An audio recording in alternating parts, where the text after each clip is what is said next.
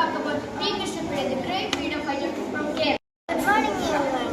My name is Fatima Mahila and I am from 5th standard. In this special occasion of Independence Day, I would like to speak about a great personality who played an important role in India's freedom struggle, Adi Basil. Today, I am going to talk about V.K. Krishna Menon. V.K. Krishna Menon was an Indian academic. She also supported the Central of India. Friend of class 8. I am going to introduce Maulana Abdul Kalam Azad. Maulana Abdul Kalam Azad was a freedom fighter and social political activist. He was the first chief of resources and the development minister of India.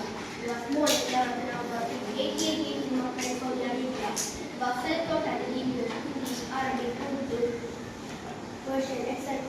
In 1912, he started to publish a weekly newspaper Urdu known as Al-Hilal. The newspaper of Maulana Abdul Kalam played a famous in the